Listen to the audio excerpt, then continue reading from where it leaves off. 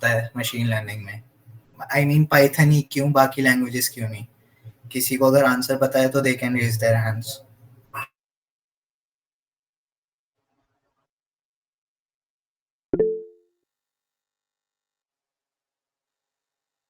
Yes Devansh. क्योंकि उसमें libraries हैं और कोड करना शायद इजी है। हाँ दैट्स वन रीजन। कोई और कुछ ऐड करना चाहता है एडिशनल?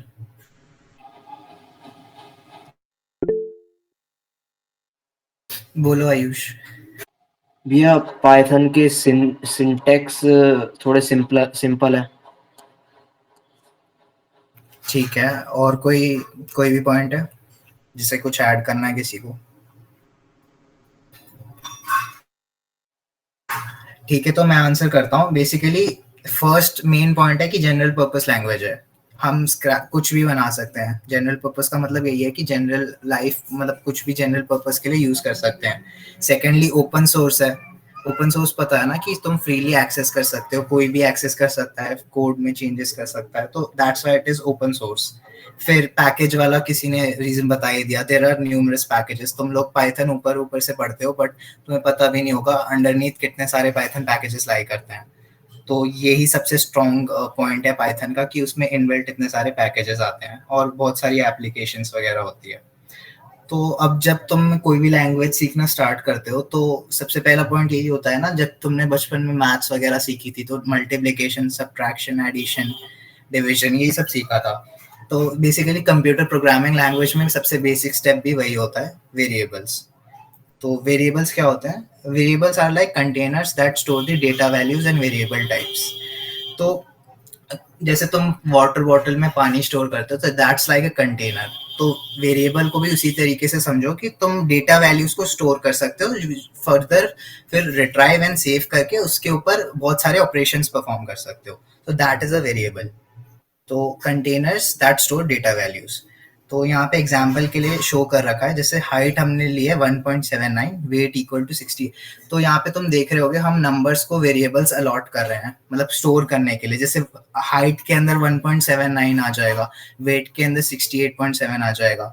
फिर हम बीएमआई, तुमने सुना ही होगा मेडिकल फील्ड में, बीएमआई कैलकुलेट करने का ये फॉर्मूला होता है। एंड फिर अगर तुम्हें अपना रिजल्ट शो करना है, तुम्हारा क्या रिजल्ट आ रहा है, तो वो तुम्हारा यहाँ पे प्रिंट बीएमआई, तो ये फॉर्मूला के थ्रू प्रिंट करके फिर हमने उसको शो करने के लिए हमने इसको प्रिंट करा दिया। तो बेसिकली यही वेरिएबल है कि वो स्टोर कंटेनर या स्टोर हाउस समझ सकते हैं वेरिएबल्स को हम। किसी भी नंबर को किसी में अलॉट करना है तो वो वेरिएबल के तौर पे उसके अंदर स्टोर होएगा। सो नेक्स्ट है कि अब वेरिएबल भी बहुत टाइप्स के होते हैं। तो कौन, मतलब उस कौन सा वेरिएबल किस टाइप का है वो हमें पता चलता है टाइप के थ्रू। So type is basically used to check the data type of variable. तो कौन सा वेरिएबल किस डेटा टाइप का, जैसे बहुत सारे इनबिल्ट डेटा टाइप्स होते हैं। तो हमारा जैसे इस वाले एग्जांपल में तुम देख सकते हो, हमने बीएमआई कैलकुलेट किया, वेट एंड हाइट। तो यहाँ पे हमने दो फ्लोट नंबर्स लिए थे एंड उसको कैलकुलेट किया। तो तुम्हें अगर डेटा टाइप चेक करना है कि मेरा कौन सा वो, मैं कौन से वेरिएबल को यूज किया है, तो तुम बेसिकली टाइप को यूज कर सकते हो। तो यहाँ पे दो फ्लोटिंग नंबर्स थे, तो तुम्हारा टाइप, जब तुमने टाइप के अंदर तुम वेरिएबल नेम लिखोगे, जैसे यहाँ पे बीएमआई मैंने ऊपर यूज किया था, तो टाइप के अंदर वेरिएबल नेम, तो इसका आंसर निकल के आया फ्लोट। तो ऐसे करके तुम्हें, अब मैं एक और एग्जांपल दूंगा। बहुत सारे इनबिल्ट डेटा टाइप्स होते हैं, फ्लोट, स्ट्रिंग, इंटीजर, बूलियन। तो हर एक के लिए मैंने एक एग्जांपल शो कर रखा है जो कि मैं एक एक करके एक्सप्लेन करूंगा। ये सबसे पहले फ्लोट का एग्जांपल देख लिया। सेकेंडली है, जैसे मैंने हेलो हाउ आर यू एक जनरल स्टेटमेंट पास कर रखी है, उसको मैंने इंट्रो वेरिएबल को असाइन कर दिया। अब मेरे को चेक करना है कि ये कौन से टाइप का है, तो मैंने वापस टाइप फंक्शन यूज किया कि इसका डेटा टाइप क्या है। तो जब मैंने प्रिंट कराया तो इसमें देखो क्लास स्ट्रिंग आ रही है। एक चीज याद रखना, पाइथन में हर चीज को हम एक ऑब्जेक्ट के टाइप में, मतलब everything is thought to be an object, तो इसलिए इसको एक क्लास दी गई है स्ट्रिंग, क्लास स्ट्रिंग को बिलोंग कर रहा है इंट्रो। तो बेसिकली ये स्ट्रिंग डेटा टाइप है, इससे हमें ये पता चल रहा है। फिर अब बूलियन तो तुमने सुना ही होगा, 0 1 से हम रिप्रेजेंट करते हैं, ट्रू या फॉल्स। तो जैसे मैंने इज गुड एक वेरिएबल है, तो जैसे कोई भी एक अच्छा बच्चा है तो is good equal to true, तो मैंने ट्रू असाइन कर दिया उसको। फिर अगर मैं टाइप चेक करना चाहता हूँ, ट्रू या फॉल्स ऑब्वियसली तुम्हें पता ही होगा, बुलियन में यूज होता है, फिर भी टाइप चेक करने के लिए इज गुड। तो जैसे मैंने अभी बताया कि every data type can be thought of an object in Python, तो इसलिए क्लास में आया बुलियन। फिर अभी इतना तुम्हें कोड करना है तो कर लो, मैं वेट कर रहा हूँ 2-3 मिनट, उसके बाद नेक्स्ट उस पर प्रोसीड करेंगे। और ये एक रिमाइंडर है कि हैंड्स ऑन करते रहना, तभी तुम सीखोगे। ये नहीं कि तुम लास्ट डे पे कॉपी करके कर दोगे, तुम कुछ सीखोगे नहीं, सेशन का कोई फायदा नहीं होएगा। तो साथ साथ करते जाओ, दैट्स अ जेन्युइन एडवाइस। सब लोग एक एक अपने लैपटॉप्स में गूगल को लैब खोल लो और उसमें एक न्यू वो खोल लो फाइल। जैसे हो जाएगा तुम्हारा ये, तो हैंड रेज कर देना। When majority of you will raise your hands, then I will proceed further. And अगर इतने कोई पार्ट में डाउट आया है तो पूछ सकते हो, चैट सेक्शन में लिख सकते हो अपना doubt, we are reading your doubts.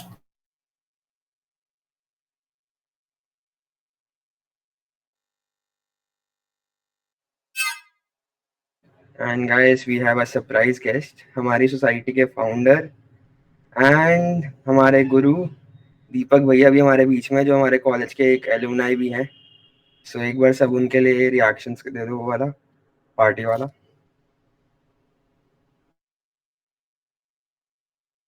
दीपक भैया कुछ बोलना चाहोगे बच्चों को?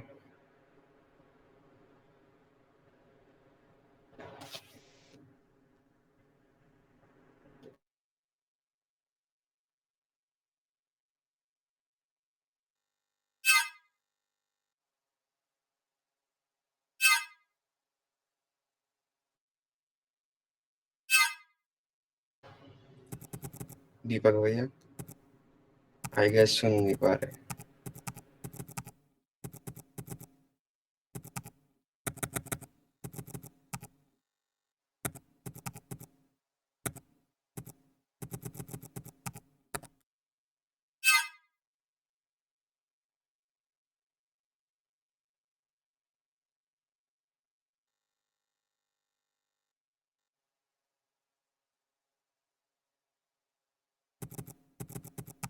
भूमिक एक बार ट्रैक कर लियो कि ज्यादातर बच्चों का हो गया तो प्रोसीड करने के लिए बता दियो।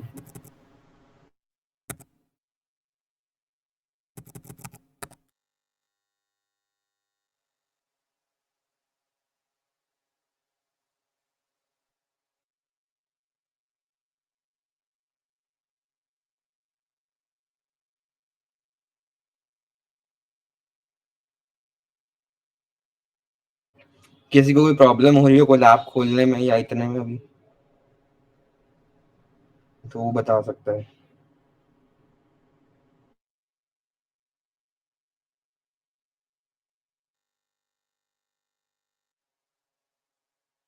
भैया हैश वाले पॉइंट भी लिखनी है, हैशटैग वाले।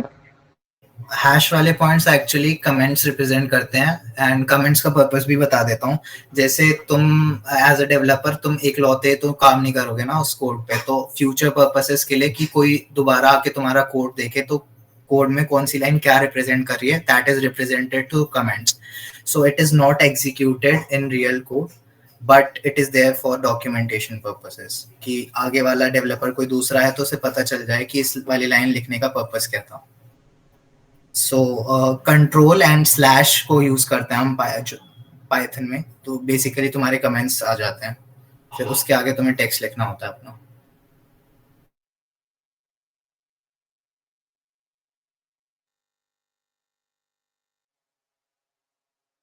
So I guess I can proceed now.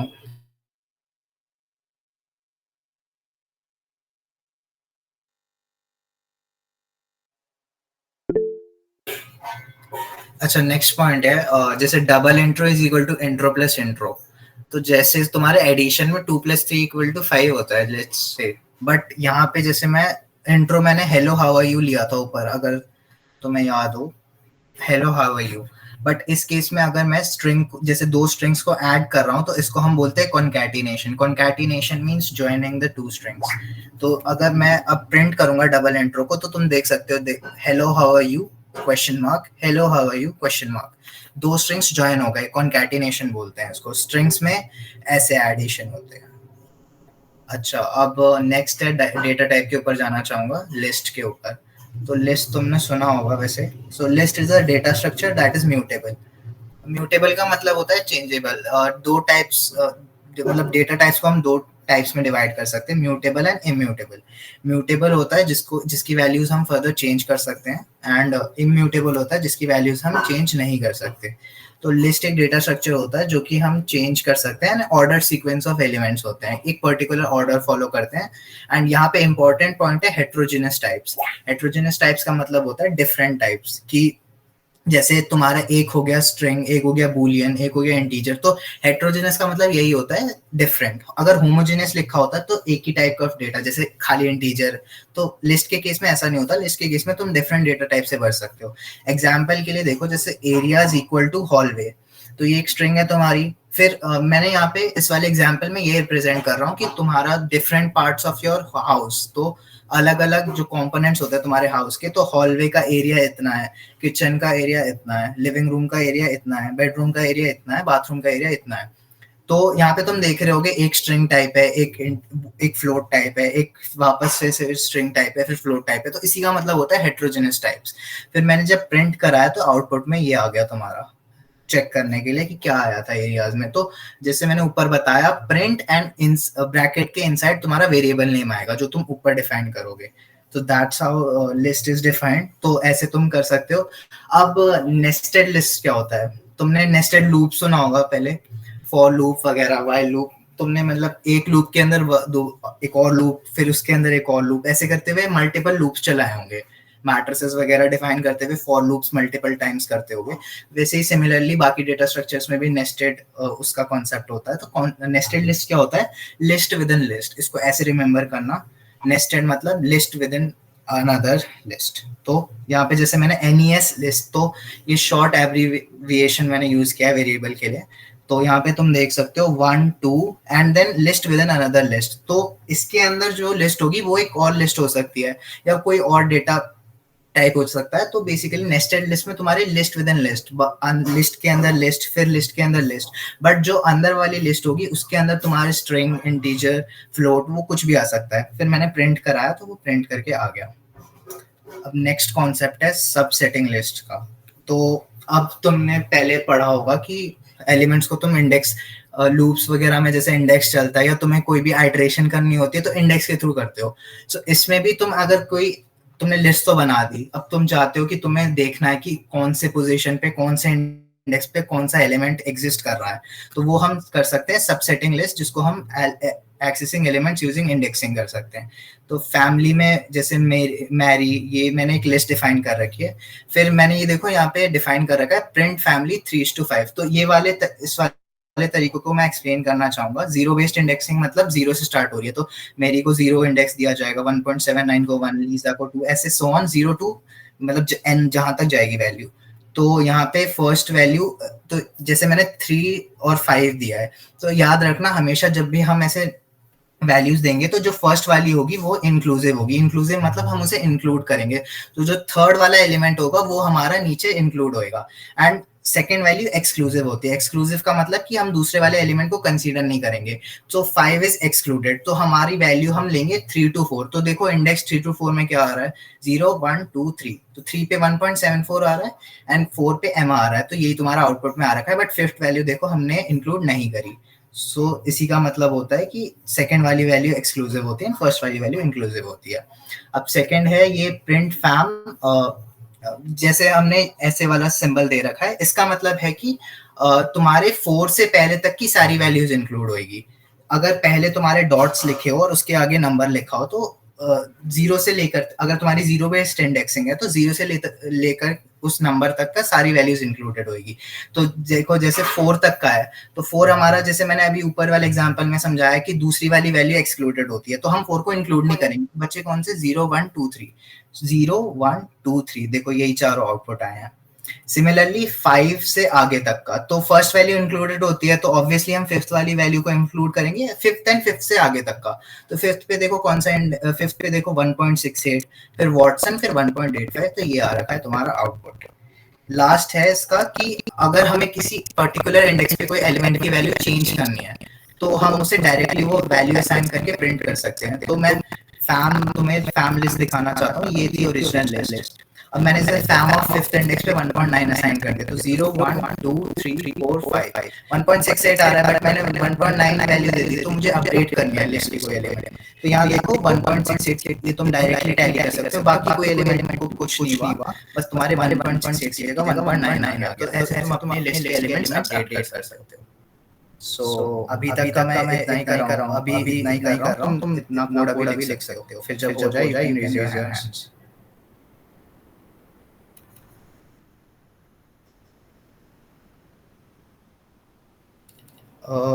yes Gaurav। Actually मैं साइड बाय साइड तो मेरा हो गया, इसलिए ऐड करा। ओके, अगर किसी को ऐसे डाउट हो रहा है ना, चैट सेक्शन में पूछ सकता है। बाकी Kartik Aditya Ashika, do you have any doubts?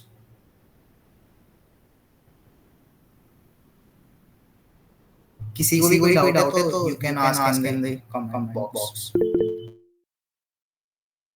अभी तक का जितना समझाया समझ आ रहा है सबको? जी भैया। जी भैया।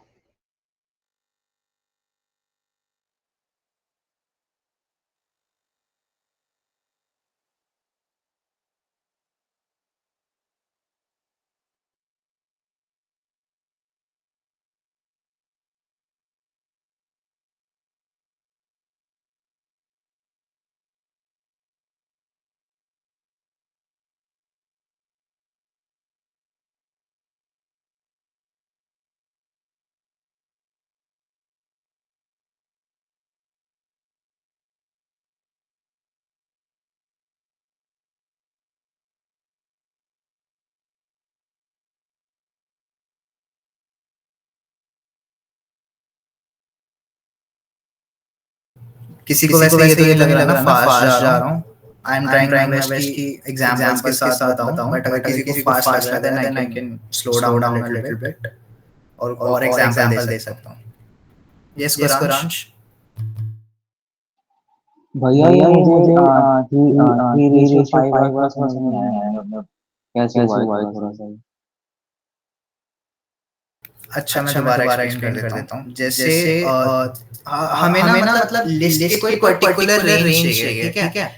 जैसे मुझे पूरी लिस्ट नहीं चाहिए, मुझे कोई पर्टिकुलर, जैसे यहाँ पे मेरी रिक्वायरमेंट है कि मेरे को सिर्फ देखना है लीसा की हाइट कितनी है, फिर जो उससे अगली वाली लड़की है उसका नेम क्या है और उसकी हाइट क्या है। तो अब इसके लिए मैं पूरी लिस्ट को स्कैन नहीं करूंगा, मुझे पर्टिकुलर एलिमेंट फेच करना है उस लिस्ट में से, तो इसलिए हम इंडेक्सिंग करते हैं। तो 3 मतलब 3 एंड कोलन 5, तो इसका मतलब होता है जो फर्स्ट हमारा इंडेक्स होता है ना इंक्लूसिव होता है। इसका मतलब ये होता है कि जो थर्ड इंडेक्स पे होगा उस वाले एलिमेंट को हम इंक्लूड करेंगे हमारे आउटपुट में। तो यहाँ पे देखो थर्ड वाले इंडेक्स में क्या है, 0 1 2 3 1.74 है, तो 3 को हम इंक्लूड करेंगे, जो कि मैंने नीचे भी लिखा हुआ है इंक्लूसिव होता है।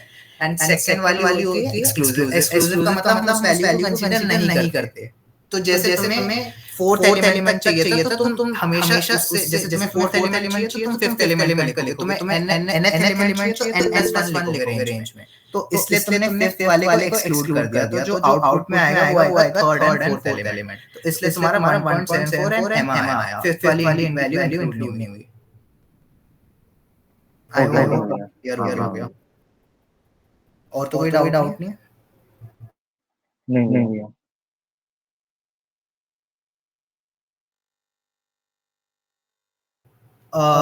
ये चीज तुम खुद भी घर मतलब तुम्हारा असाइनमेंट यही है कि जो मैं करा रहा हूँ एज इट इज उसको कॉपी नहीं करना, तुम्हें इसमें खुद के एग्जांपल्स बनाने हैं। जैसे 0 से इंडेक्स ले लिया तो क्या हो जाएगा, इस इंडेक्स को हटाना चाहता हूँ तो क्या हो जाएगा, लास्ट इंडेक्स को इंक्लूड करना चाहता हूँ तो क्या होगा। अब मेरे को अगर रिवर्स लिस्ट प्रिंट करनी है तो कैसे करोगे? ये वाला एक आंसर प्रिपेयर करके आना, फिर मैं कल आंसर बताऊंगा इस चीज का। जैसे मेरे को चाहिए 1.85 वाटसन, 1.68 एम्मा, 1.74 लीसा, 1.79 मैरी, पूरी उल्टी लिस्ट प्रिंट करनी है, तो तुम कैसे करोगे इंडेक्स के थ्रू? Negative extension.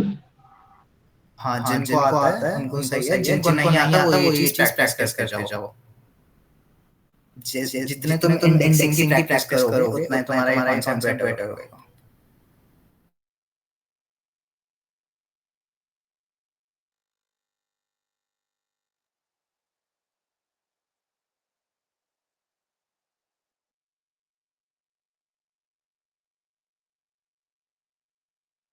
किसी का बचा ये वाला पार्ट या मैं नीचे करूं जो थोड़ा और समझाया था वो तुम्हें नोट डाउन करना है।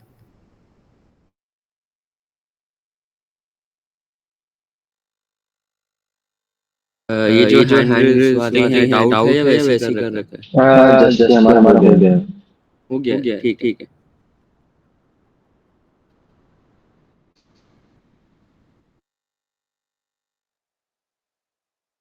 ये एक बार जल्दी से कर लो फिर मैं नेक्स्ट पार्ट पे चलूं।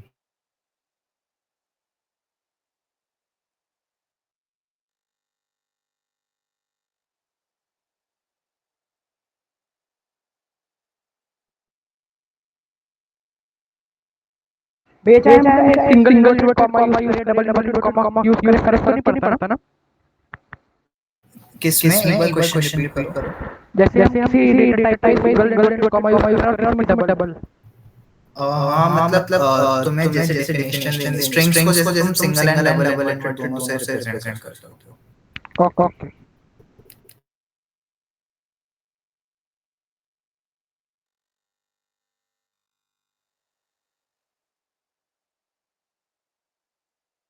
यार 4 दिन की वर्कशॉप है तो फर्स्ट डे पे पाइथन स्टार्ट कराते धीरे धीरे बिल्ड करेंगे।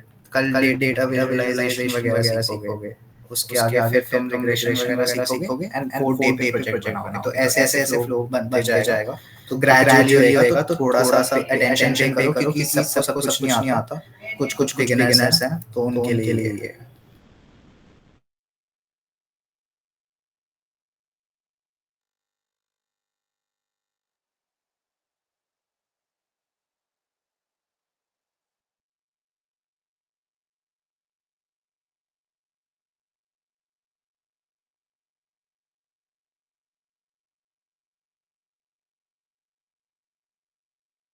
So I guess I can proceed now.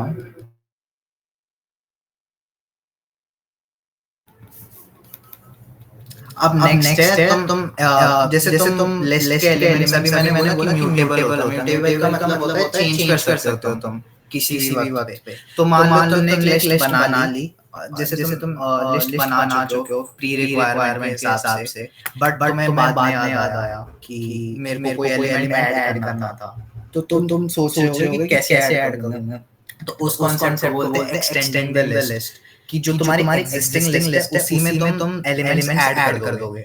तो जैसे मैंने वेरिएबल दिया है फैम एक्स, तो ये है इसका मतलब है तुम्हारी जो मैंने फैमिली लिस्ट बनाई थी उसका एक्सटेंशन इज इक्वल टू तुम्हारी ओरिजिनल लिस्ट थी उसमें मैंने एक एग्जांपल ऐड कर दिया भूमिक जो कि स्ट्रिंग है नेम एंड उसकी हाइट। तो अब मैंने प्रिंट करा दिया। तो तुम ऊपर वाले लिस्ट से एक बार कंपेयर करो।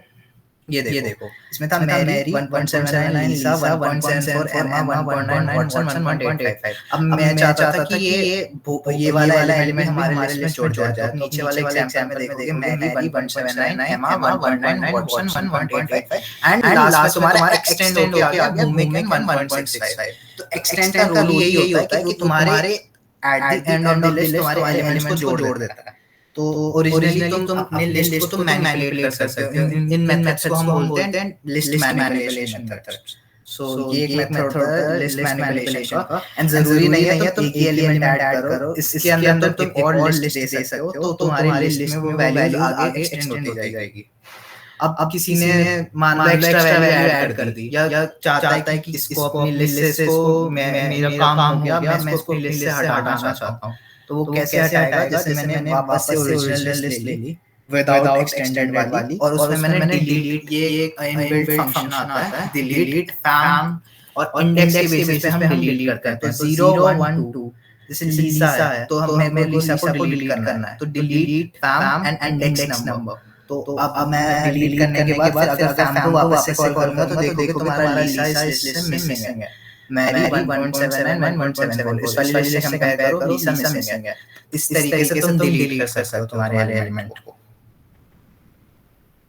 अब नेक्स्ट है कि अगर तुम्हें मान लो एक लिस्ट बना चुके हो और दूसरी लिस्ट का मतलब तुम्हें आलस आ रहा है और तुम्हें दूसरी लिस्ट बनानी नहीं है, कॉपी करनी है या कोई एक एलिमेंट को इधर उधर चेंज करना है, तो उसके लिए ये वाला कॉन्सेप्ट आता है। जैसे मैंने एक लिस्ट बना दी x equal to a b c and अभी असाइनमेंट ऑपरेटर का अगर तुमने एसोसिएटिविटी पढ़ी होगी तो इसमें प्रोग्रामिंग लैंग्वेज में राइट वाली वैल्यू को लेफ्ट वाली वेरिएबल, राइट वाली वेरिएबल की वैल्यू लेफ्ट वाली वेरिएबल में जाती है। तो जैसे हमने x को डिफाइन किया था abc, तो y इक्वल टू x का मतलब x की वैल्यू तुम्हारी y में जा रही है, तो y तुम्हारा abc हो जाएगा क्योंकि राइट से लेफ्ट वैल्यू असाइन हो रही है। बट अब मैंने मान लो y of 1 equal to z कर दिया, मतलब जो फर्स्ट वाला इंडेक्स है उसमें z डाल दिया और अब मैं प्रिंट करा के देख रहा हूँ y एंड x, तो देखो दोनों में चेंजेस आ गए, बट ये डिजायरेबल नहीं है। तुम्हें एक लिस्ट में चेंज, जैसे तुम्हें दो लिस्ट चाहिए थी तो एक लिस्ट तुम बना चुके हो, बट तुम्हें आलस आ रहा था कि दूसरी लिस्ट क्यों ही बनाऊं, अगर मेरे को सेम बनाना है, डायरेक्टली कॉपी करके एक एलिमेंट इधर-उधर में चेंज करना था, तो वो वाला एलिमेंट चेंज करने के लिए तुम्हें वो वाली फैसिलिटी चाहिए। बट देखो तुम्हारी दोनों लिस्ट में चेंज हो रहे हैं, तो इस वाली इसका रीजन ये होता है कि list are access by address. तो एड्रेस की मतलब तुम्हारी जो वेरिएबल होता है वो मेन मेमोरी में जाके चेंज कर देता है। तो अगर एक लिस्ट में तुम्हारे चेंजेस आ रहे हैं तो वो दूसरी लिस्ट में भी आ जाएंगे। तो उसी का ये रीजन था कि तुम यही चाहते थे ना कि तुम्हारी जो y में AZC होना चाहिए था एंड x में ABC होना चाहिए था, बट दोनों में चेंजेस आ रहे हैं। अब इस वाली एनोमली को सॉल्व करने के लिए एक ट्रिक बताता हूं। So in case you want to update only one list that points to new, हम बेसिकली यही चाहते हैं ना कि दोनों अलग-अलग मेमोरी को पॉइंट करे ताकि एक में चेंज करे तो दूसरे में चेंज ना। अब दोनों अलग-अलग मेमोरी पे स्टोर हो रहे हैं, तो एक को चेंज करने से दूसरे को इफेक्ट होएगा। तुम दो दोस्त हो, दोनों अलग-अलग रह रहे हो, तो अगर एक के घर में कुछ हो रहा है तो दूसरे को थोड़ी इफेक्ट पड़ेगा। बट अगर दोनों सेम घर में रह रहे हैं तो मान लो फूड शॉर्टेज हो गई तो दोनों अफेक्ट होंगे ना। इस कांसेप्ट को ऐसे रियल लाइफ से रिलेट करके समझो। तो अगर तुम्हें ये वाली चीज करनी है तो सिमिलरली जैसे ऊपर मैंने x को डिफाइन किया था abc, वैसे ही x को डिफाइन करेंगे। बट ये देखो ये मेन चीज होती है y equal to list of x। ऊपर वाले से कंपेयर करो y इक्वल टू x था, यहाँ पे मैंने y equal to list of x, तो तुम्हें लिस्ट कीवर्ड डालनी पड़ेगी। जो लिस्ट जो ओरिजिनल लिस्ट बनाओगे उसके बाद तुम्हें लिस्ट बनानी पड़ेगी। तो लिस्ट तुम बनाते ही तो जो ओरिजिनल लिस्ट के बाद ओरिजिनल के बाद लिस्ट डालेंगे तो वो वाले वैल्यू फिर अलग-अलग मेमोरी एड्रेस को पॉइंट आउट करेंगे। और इस वाले चीज को हम अल्टरनेटिवली ऐसे भी लिख सकते हैं जो अभी मैंने तुम्हें इंडेक्सिंग या स्लाइसिंग बताई थी कि x इक्वल टू, इसका मतलब है सारी वो 0 से लेके तुम्हारी लास्ट इंडेक्स तक ट्रैवर्स करेगा, तो तुम्हारी पूरी लिस्ट आ जाएगी। इसका मतलब यही है, ऊपर जो मैंने लिखा है सेम ही स्टेटमेंट है ये, y equal to list of x, इसका मतलब y इक्वल टू x को पूरी लिस्ट को ट्रैवर्स कर रहा है। अब मैंने y इक्वल टू 1 इंडेक्स पे z को लिख दिया, लेट्स सपोज। तो अभी अब मैं प्रिंट ऑफ x करूंगा एंड प्रिंट ऑफ y करूंगा, तो देखो जो हमें चाहता था हम चाहते वही आउटपुट हमारा आ गया। x ओरिजिनली abc रहा एंड y में हमें बस एक एलिमेंट चेंज करना था, तो z यहाँ पे चेंज होके आ गया। तो हमारी ओरिजिनल लिस्ट तो अफेक्ट नहीं हुई और हमें पूरी लिस्ट बनानी पड़ी, सिंपली एक वैल्यू चेंज होके आ गई। तो इससे तुम्हारा टाइम भी बचता है। तो ये जो दो मेथड्स हैं इसको याद रख लो। ये तुम्हारा बेसिकली लिस्ट, क्योंकि एड्रेस मतलब एक्सेस एड्रेस से एक्सेस होते हैं, तो इस मेथड से ही हम अगर एक लिस्ट में अपडेट करना चाहते हैं वैल्यू तो उससे दूसरी लिस्ट में अफेक्ट नहीं होगा। यही कॉन्सेप्ट था। अभी इतने तक कोड करो फिर मैं आगे प्रोसीड करता हूँ।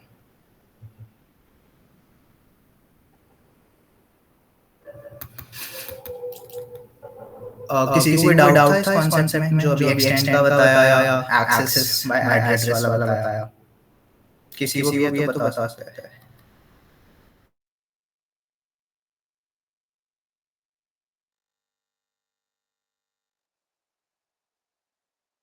ओके सर कर दूंगा ऊपर से नीचे तक समराइज। बट अगर कोई पर्टिकुलर सेक्शन में डाउट है तभी पूछ लो, अदरवाइज तुम भूल जाओगे कि पहले क्या पढ़ाया था। तो साइड बाय साइड से डाउट पूछ रहा हूँ, तो कोई भी छोटे से छोटा डाउट हो तो ये मत सोचो कोई जज कर लेगा। सभी यहाँ पे सीखने आए हैं तो पूछ लेना कभी।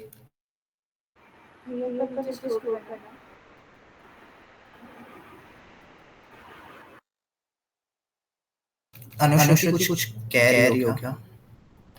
भैया मैंने बोला कि थोड़ा स्क्रॉल कर लीजिए, वो जो न्यू मेमोरी वाले में कोड देते हैं।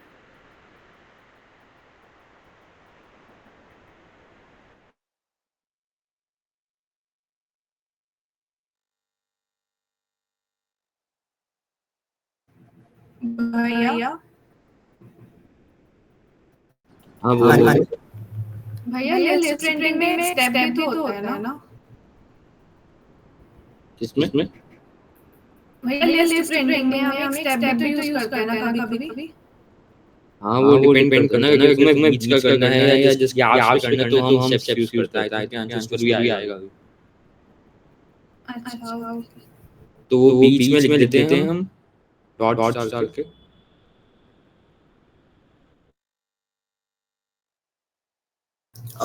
स्टेप उसके लिए यूज होता है, जैसे तुमने एक लिस्ट ले ली 0 to 10 के एलिमेंट्स ले लिए, 0 2 4 6 8 10, एंड तुम्हें सिर्फ इवन एलिमेंट्स प्रिंट करने हैं।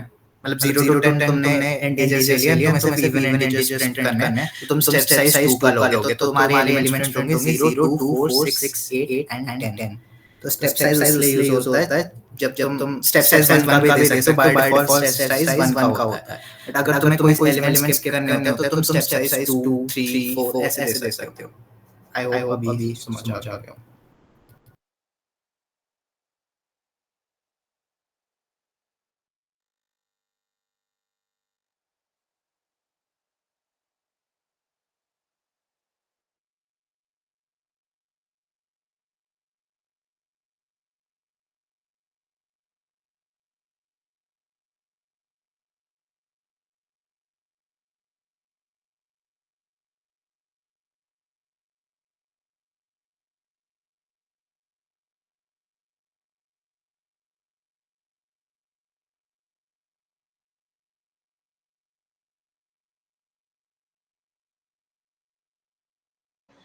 भैया कट कर दो।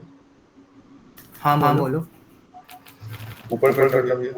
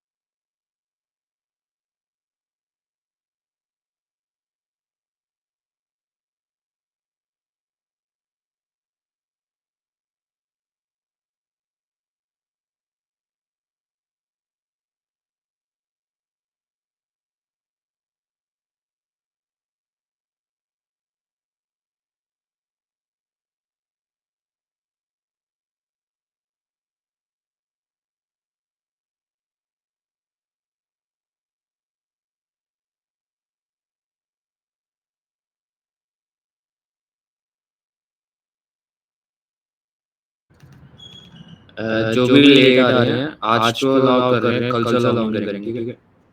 पूरे 9 10 to 15 तक सब ज्वाइन कर लिया करो। ये नहीं है कि तुम आधा घंटे या 45 मिनट बाद आओगे और हम सर्टिफिकेट दे देंगे, ऐसा नहीं होगा। आज के लिए अलाउ कर रहे हैं फर्स्ट डे, बट कल से नहीं होगा।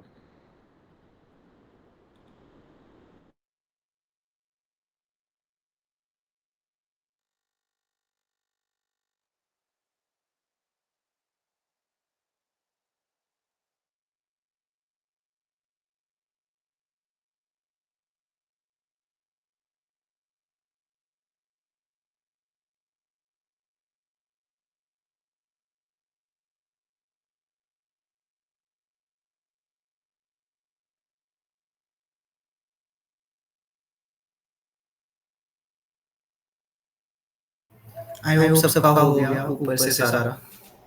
किसी का कुछ बचा है ऊपर या नीचे तो बोल सकते हो। आई विल स्क्रॉल अप या डाउन, वरना आगे प्रोसीड करो।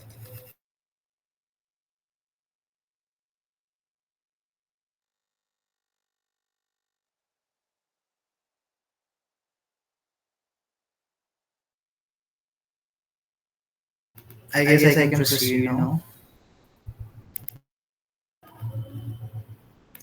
नेक्स्ट है तुम्हारा डेटा टाइप या डेटा स्ट्रक्चर, जिसे हम फंक्शंस बोलते हैं। तो अब तुम प्रोग्रामर हो तो तुमने सुना होगा एक फ्रेज कि प्रोग्रामर आलसी होते हैं। अपना चाहते हैं कि कम से कम एफर्ट देने पे वो ज्यादा से ज्यादा आउटपुट प्रोड्यूस कर सके। तो अब एक प्रोग्रामर जो मतलब बार बार एक कोड लिखेगा वो गधा ही होगा, सिंपल लैंग्वेज में बोलो गधा ही होगा। जब वो फैसिलिटी इनबिल्ट फंक्शंस होते हैं, इनबिल्ट डेटा टाइप्स होते हैं, तो वो बार बार वही सब चीजें लिखता जाएगा तो गधा ही कहलाएगा। तो प्रोग्रामर वही स्मार्ट प्रोग्रामर होता है जो मतलब एक बार कोड लिखे और उसको रीयूज करता रहता है। तो उसके लिए फंक्शंस यूज होते हैं। तो फंक्शंस आर पीस या ब्लॉक ऑफ रीयूजेबल कोड। जैसे तुमने कोड लिख दिया, एडिशन का कोई कोड लिख दिया एंड नीचे तो तुम्हें एडिशन करनी है, तो तुम बार बार तो नहीं लिखोगे ना कि एक वेरिएबल लोगे, उसको इंट इनपुट करके डिफाइन करोगे, फिर बी वेरिएबल लोगे, फिर प्रिंट ए प्लस बी, बार बार लिखते जा रहे हो। इससे अच्छा एक बार ऊपर डिफाइन करो, उसको फंक्शन ब्लॉक में डालो और उसको through out the program use करो जितनी। और वो फंक्शन कॉल्स में ये होता है कि तुम एक बार फंक्शन डिफाइन करते हो एंड वो मेन फंक्शन के थ्रू ऊपर फिर जाता है और फिर वो पूरा आइटरेट होकर तुम्हारा फंक्शन काम करता है एंड जहाँ पे उसकी ओरिजिनल डेफिनेशन होती है वहां से वो फेच करके तुम्हारा आउटपुट दे रहा है। अब तुम्हारे पाइथन में बिल्ट इन फंक्शन, जो मैंने पहले भी मैंने स्टार्टिंग ऑफ द सेशन से ही की कि built in functions and built in packages होते हैं, जिसकी वजह से पाइथन एक बहुत ही पावरफुल प्रोग्रामिंग लैंग्वेज है एंड डेटा साइंस में एक्सटेंसिवली यूज होता है क्योंकि बिल्ट इन फंक्शंस बहुत सारे प्रोवाइड करता है। जैसे प्रिंट तो अभी तुमने देख लिया, टाइप मैंने समझा दिया डेटा टाइप चेक करने के लिए, स्ट्रिंग के लिए जो मैंने हेलो हाउ आर यू करके पूरा स्ट्रिंग का बताया था। तो इंट, बूलियन, फ्लोट, ये सब हमारे बिल्ट इन फंक्शंस होते हैं। इसमें डायरेक्टली तुम इसके जो पैरामीटर्स में वैल्यू डालोगे वेरिएबल का एंड तुम्हारा आंसर आ जाएगा। अब लेन फंक्शन पता नहीं तुमने सुना है या नहीं सुना, लेन तुम्हारा लेंथ बताता है। जैसे लेन के अंदर तुमने कोई लिस्ट पास कर दी तो लिस्ट में कितने एलिमेंट्स है वो आ जाएगा।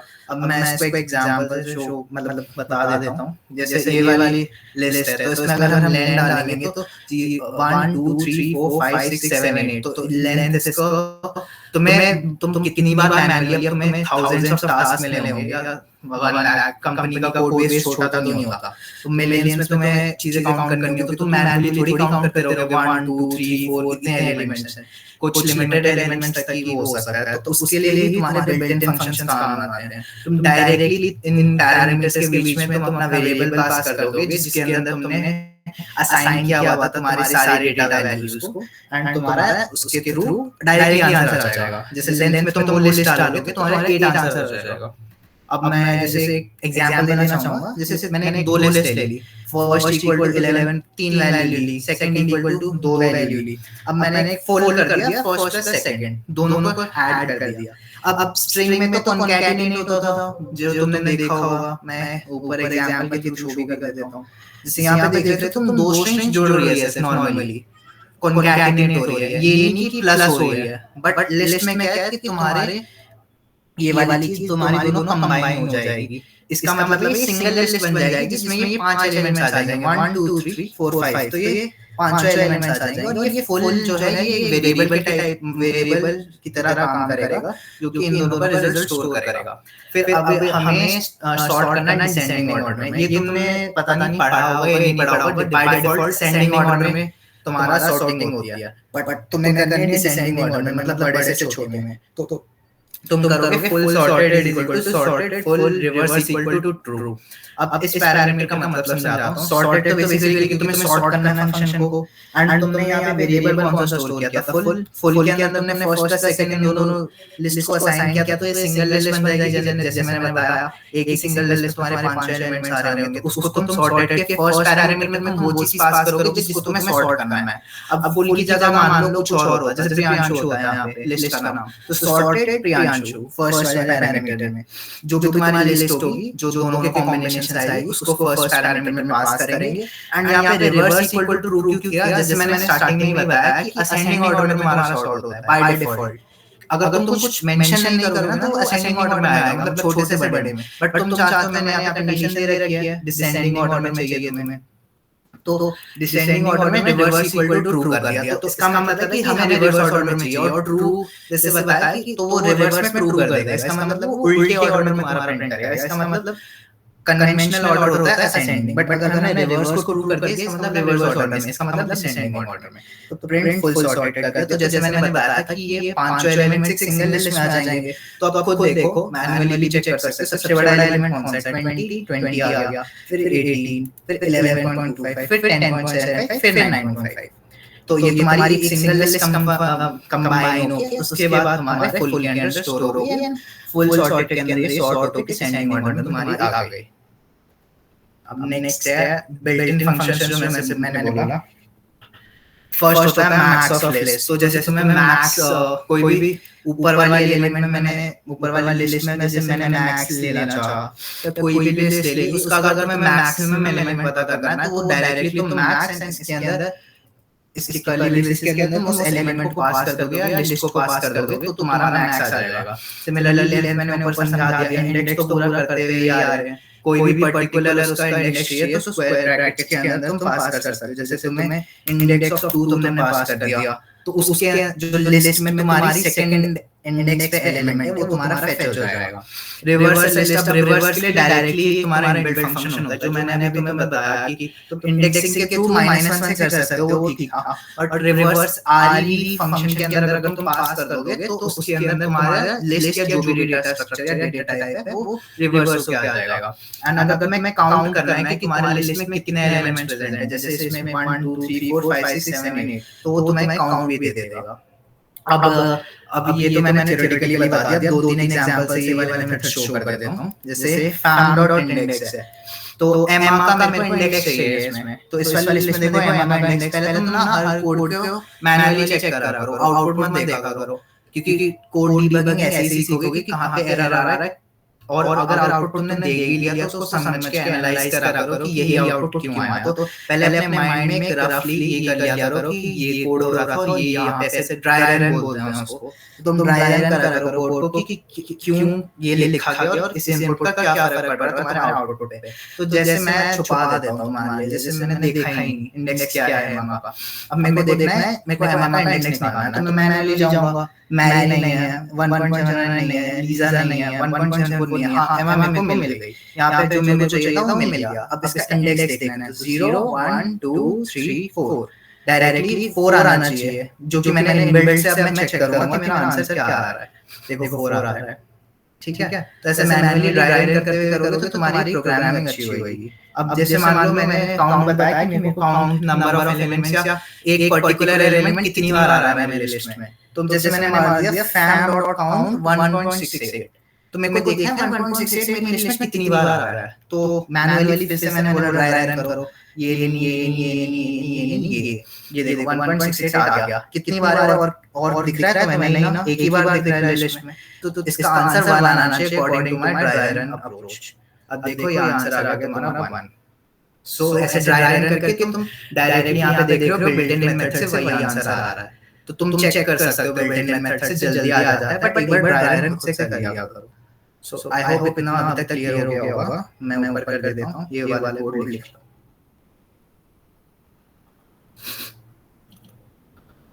आई होप किसी को कोई डाउट नहीं हुआ इसमें।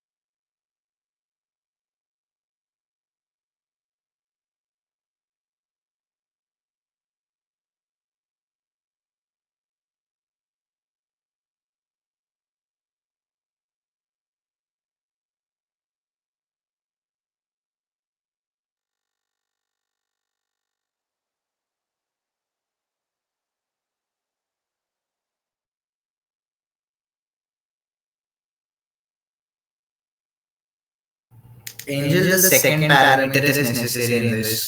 जैसे तुमने रिवर्स को अगर फॉल्स रखा तो तुम्हारा असेंडिंग ऑर्डर में ही आएगा।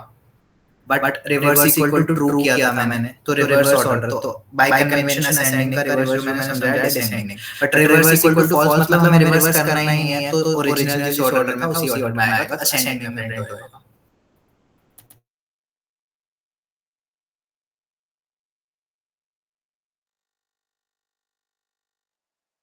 गौरव भैया अगर कोई नंबर हेलो भैया अगर कोई नंबर दो बार आकर हो रहा है तो उसका फर्स्ट जब फर्स्ट टाइम कर रहे हो वो उसकी इंडेक्सिंग होगी। हाँ, अगर दो बार आकर हो रहा है तो इंडेक्सिंग उसकी फर्स्ट टाइम होगी, बट काउंट लगाओगे तो उतने टाइम कितनी बार उसकी अकरेंस आ रही है वो आ जाएगा। जैसे 1.68 यहाँ पे एक ही बार आ रहा था, बट अगर दो तीन बार आता था तो 2 या 3 आता उसका काउंट, ठीक है। एंड गौरव, ये स्ट्रिंग्स के केस में ASCII वैल्यू से कंपेयर होता है, जैसे A to Z, small a to z and capital A to Z, जैसे 65 to 90 होती है एंड 97 to 122 होती है। If I am not wrong, एक बार चेक कर लेना, but according to me 65 to 90 and 97 to 122 होता है। तो उस वाले कोड से तुम्हारी स्ट्रिंग की जो प्रेसिडेंस देखी जाती है कि कौन सा कब कंपेयर होएगा, तो उसके थ्रू कंपेयर होता है।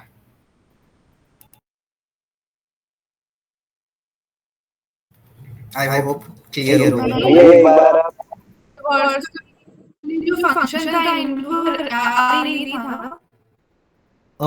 क्या आवाज क्लियर नहीं है, क्या कह रहे हो? भैया मैं चैट में लिखती हूँ। हाँ जी। गौरव, यू वर सेइंग समथिंग। ये एक बार आप फैम वाली लिस्ट का मैक्स बता सकते हो क्या होगा, अगर हम इसमें मैक्स फंक्शन यूज करते हो तो?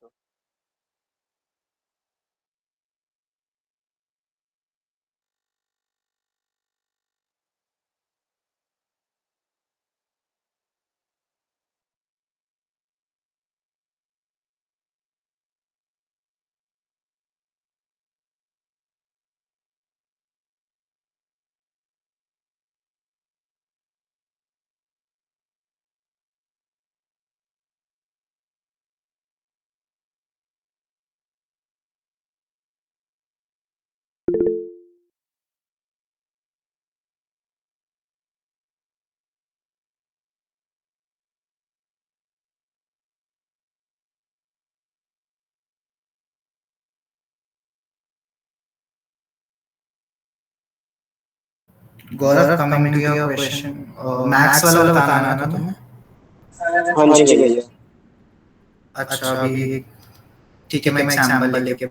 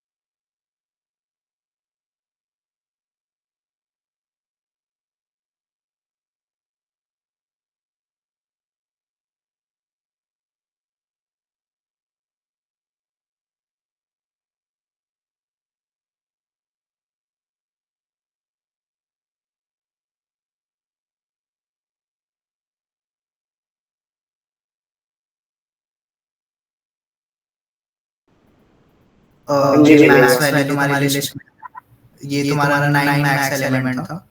सो मैंने डायरेक्टली मैक्स के अंदर तुम्हारा वेरिएबल को असाइन कर दिया एंड फिर प्रिंट करा दिया, तो 9 आ गई वैल्यू। अच्छा, अगर मेरी लिस्ट में heterogeneous value like float, string और इन सब कुछ है, तो तब टाइप एरर आएगा? फिर वही ASCII वैल्यू जो बताया ना उसके थ्रू कंपेयर होगा। अच्छा, ओके।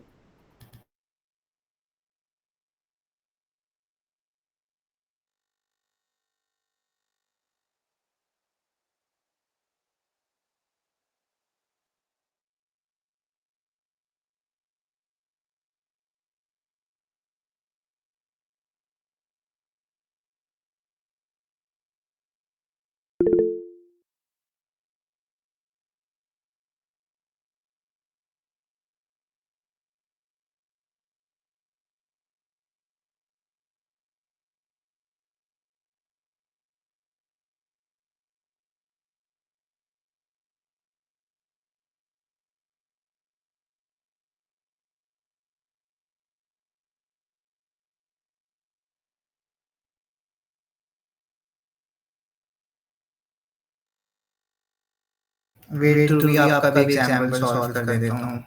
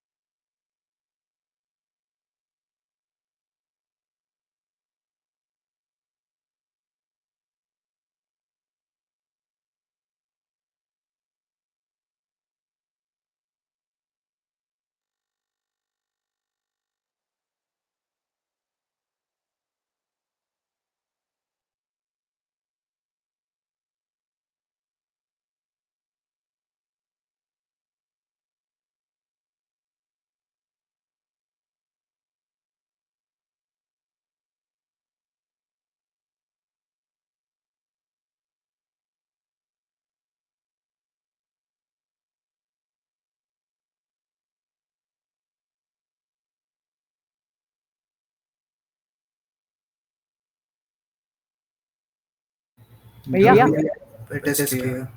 भैया जो आपने अभी वो स्काई वैल्यू वाला बताया वो कैरेक्टर के केस में वर्क करेगा ना, स्ट्रिंग के केस में कंपेयर करेंगे।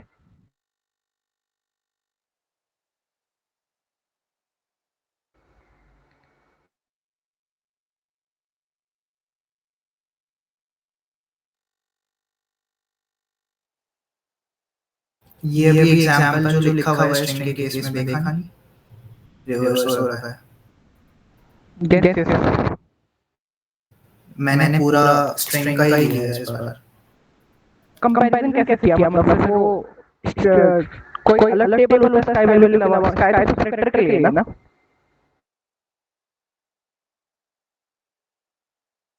उसमें जैसे तुम्हारी कोई भी वैल्यू है, जैसे 5 है, ठीक है, बट कैरेक्टर या स्ट्रिंग के उसके इंडिविजुअल एलिमेंट्स को चेक करेगा।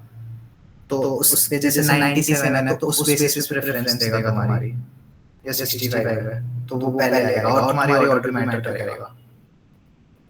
ओके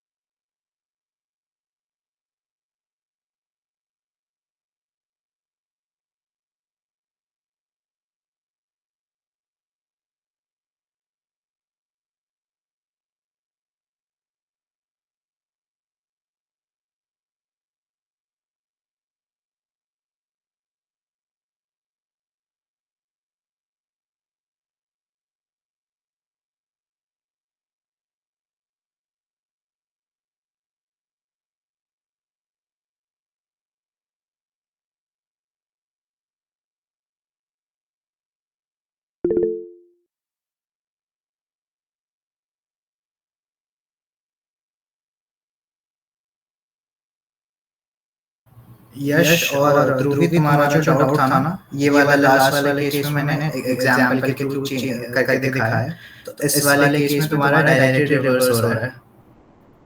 3.42 बनाना 3. इसमें कोई ऑर्डर नहीं फॉलो हो रहा क्योंकि मिक्स टाइप की वैल्यूज है एंड डायरेक्टली रिवर्स कर रहा है। 3.42 बनाना, 3.14 ऑरेंज एंड 1, ठीक है। सो इसमें कोई पर्टिकुलर ऑर्डर नहीं फॉलो हो रहा, डायरेक्टली तुम्हारा आउटपुट आ रहा है।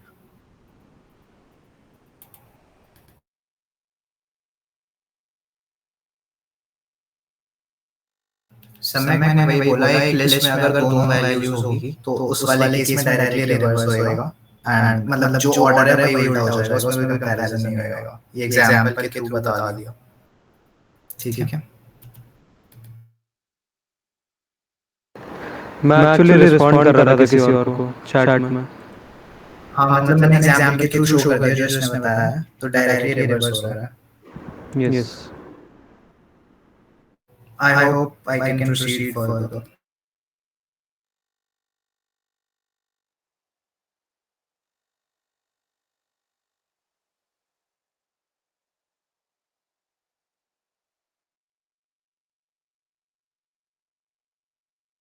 अच्छा, नेक्स्ट डेटा टाइप है स्ट्रिंग। तो स्ट्रिंग्स बेसिकली, जैसे मैंने स्ट्रिंग्स में भी मैंने एक पर्टिकुलर स्ट्रिंग ले लिया लिज, तो अब उसके ऊपर हम इनबिल्ट मेथड्स कैसे लगाएंगे। जैसे एक होता है कैपिटलाइज, तो कैपिटलाइज में जो फर्स्ट लेटर होता है, तुम्हारा जैसे इंग्लिश में भी होता है, फर्स्ट लेटर को कैपिटलाइज कर सकते हो। तो सिस्टर डॉट कैपिटलाइज जैसे होता है, तो एल आई से, तो एल यहाँ पे कैपिटल हो गया, तो ये इनबिल्ट मेथड है जिसके थ्रू तुम्हारा फर्स्ट लेटर तुम्हारा कैपिटल हो जाएगा। अब सिस्टर डॉट रिप्लेस है जैसे, तो जेड की जगह एस से, जैसे मेरे को लिस्ट को लीसा बनाना है, जो मैंने ऊपर वाले लिस्ट में लिया था, या कोई भी तुम्हें कोई भी लेटर चेंज करके कोई नया नाम बनाना है, तो तुम रिप्लेस फंक्शन को यूज कर सकते हो। तो सिस्टर डॉट रिप्लेस, जैसे मेरे को यहाँ पे अपना नाम में कुछ रिप्लेस करना है, तो उसमें मैं अगर फर्स्ट पैरामीटर तुम दोगे तो तुम्हें रिप्लेस करना है जिस कैरेक्टर को, एंड सेकंड पैरामीटर दोगे जिस कैरेक्टर से तुम्हें रिप्लेस करवाना है। तो जैसे मेरे को z को s से रिप्लेस कराना, तो फर्स्ट पैरामीटर में मैंने दिया z, तो लिस्ट का z की जगह सेकंड पैरामीटर में s जो था वो यहाँ पे डिफाइन हो गया, तो लीजा बन गया। अब नेक्स्ट मेथड है upper case and lower case. तुमने सुना होगा अपर केस जो तुम्हारे सारे लेटर्स को कैपिटल कर देता है, एंड लोअर केस तुम्हारे सारे लेटर्स को स्मॉल में कर देता है। तो जैसे सिस्टर डॉट अपर डाला है मैंने, तो लिस्ट था, तो अगर कैपिटल में तीन लेटर करेंगे तो LIZ बन जाएगा। फिर नेक्स्ट है सिस्टर डॉट काउंट, तो इसमें तुम्हारी अकरेंस काउंट करने के लिए यूज होता है। जैसे आई की अकरेंस है, तो उसमें अगर हम सिस्टर डॉट काउंट आई करेंगे तो 1 आएगा आउटपुट में। तो इस तरीके से तुम अकरेंस काउंट कर सकते हो कि कितनी बार कौन सा अल्फाबेट आ रहा है। अब नेक्स्ट है लिस्ट के मेथड्स। तो लिस्ट मेथड्स में ये मैंने बताया था वैसे, बट तीन की डिफरेंसेस होते हैं जो पाइथन में इंपॉर्टेंट है। इंटरव्यू क्वेश्चन भी होता है कि अपेंड वगैरह, एक्सटेंड अपेंड वगैरह क्या होता है, इनमें डिफरेंस क्या होता है। तो एक्सटेंड जैसे मैंने बताया कि एक्सटेंड तुम्हारा लास्ट में एलिमेंट ऐड करता है, तो अपेंड का भी काम वही होता है, but adds an element to the list, तो वो कहीं भी ऑर्डर उसमें स्पेसिफिक नहीं होता, वो ऐड कर देता है एलिमेंट को। एंड अगर तुम्हें कोई पर्टिकुलर एलिमेंट को रिमूव करना है, तो डॉट रिमूव क्या करता है, जो first element of a list है उसको रिमूव कर देता है। फर्स्ट अकरेंस बोल सकते हो या फर्स्ट एलिमेंट बोल सकते हो। एंड रिवर्स जो अभी मैंने करके दिखाया, reverse is the order of elements. तो in case of mixed data types में जो तुमने बोला, ऑर्डर डायरेक्टली रिवर्स हो जाता है। अब नेक्स्ट थिंग है, ये तो डेटा टाइप्स तुम्हारे खत्म हो गए, बट एक मैंने स्टार्टिंग ऑफ द सेशन में इसी से की थी कि पाइथन इतनी स्ट्रांग क्यों है, तो that is because of its inbuilt package. तो एक बार ये वाले कोड लिख लो स्ट्रिंग के, उसके बाद मैं पैकेज से स्टार्ट करूंगा।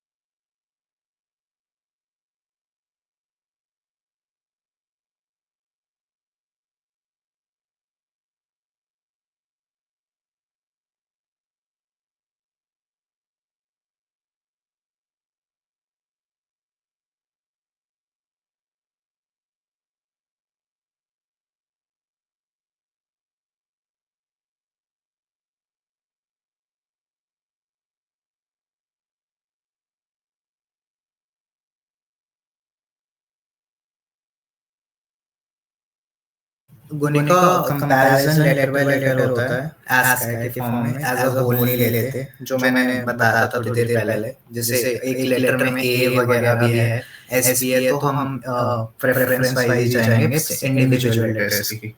लेक्सिकोग्राफिकली मतलब डिक्शनरी ऑर्डर में ही कंपेयर होते हैं स्ट्रिंग्स।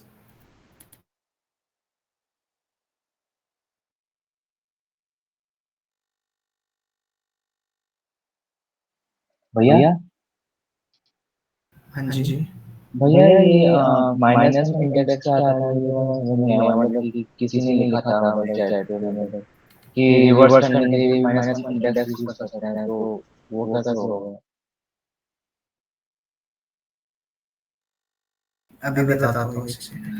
भैया जो भी चेंजेस कर रहे हैं ये डायरेक्ट क्यों शो हो रहे हैं? अगर हम वापस प्रिंट इंसिस्ट करवा रहे हैं तो वो डिजी प्रिंट कर रहे हैं। एक सेकंड में उसका क्वेश्चन सॉल्व करके तुम्हारा क्वेश्चन सॉल्व करता हूँ। एक बार उसको दिखा देता हूँ।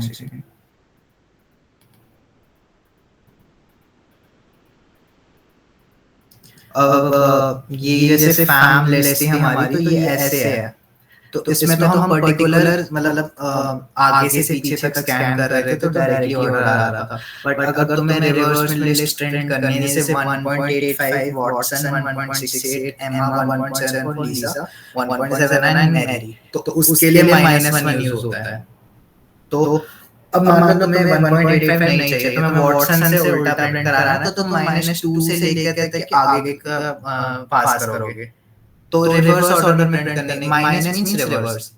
वैसे लेफ्ट टू राइट कंपैरिजन होता है, इंडेक्सिंग लेफ्ट टू राइट होती है, बट माइनस लगाते ही राइट टू लेफ्ट इंडेक्सिंग हो गया। तो उसका मतलब ये था। तो मैंने ये क्वेश्चन पूछा था कि रिवर्स में लिस्ट कैसे प्रिंट कराएंगे, तो तब बच्चे बोल रहे थे -1। अब क्या यश क्या डाउट था?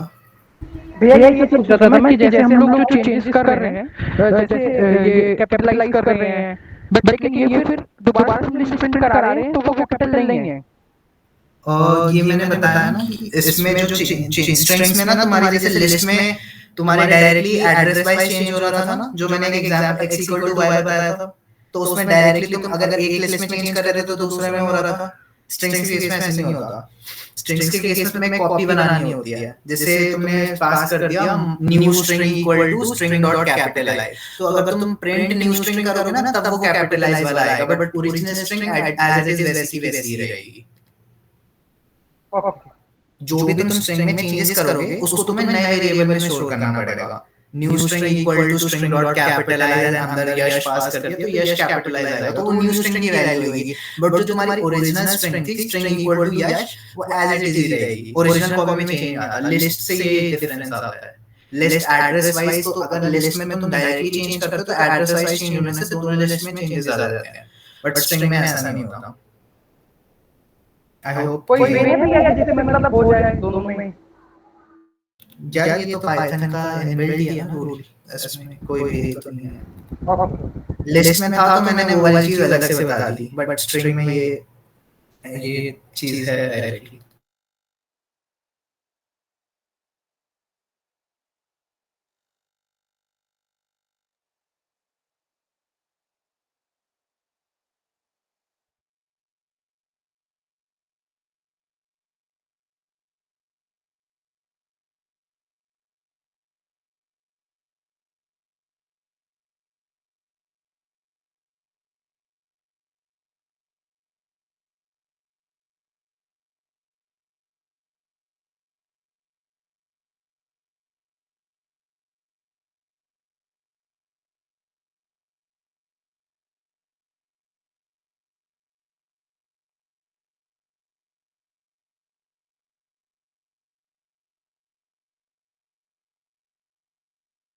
आई गेस प्रोसीड कर सकता हूं मैं नेक्स्ट पार्ट पे, अगर सबका हो गया हो।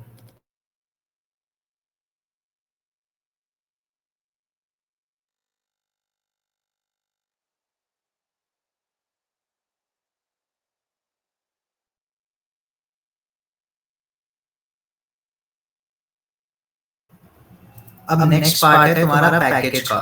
तो पैकेज होता क्या है? पैकेज बेसिकली डायरेक्टरी होती है पाइथन स्क्रिप्ट्स की।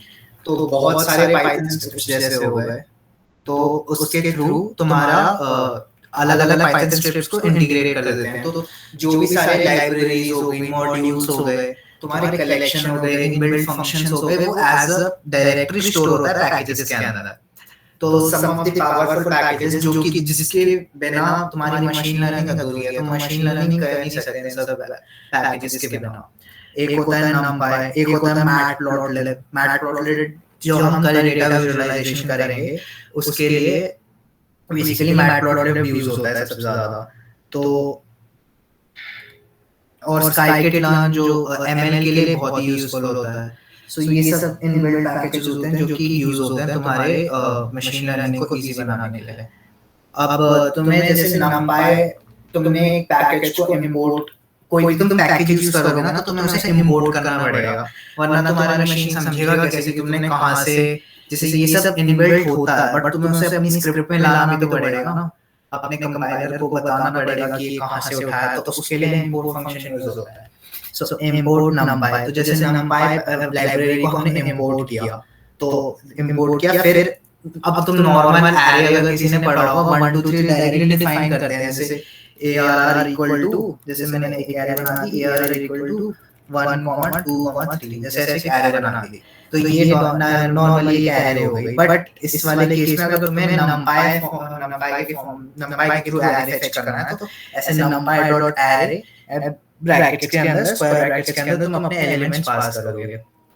फिर अगर तुम्हें कॉल करना है कि तुम्हें numpy के थ्रू कैसे फेच कर रहे हो, तो फ्रॉम numpy import array, ये एक और लिखने का तरीका है। ये दो लाइन को ऐसे भी लिख सकते हो, फ्रॉम numpy import array, कि numpy पैकेज में से हमें array की फंक्शनैलिटी को इंपोर्ट करना है।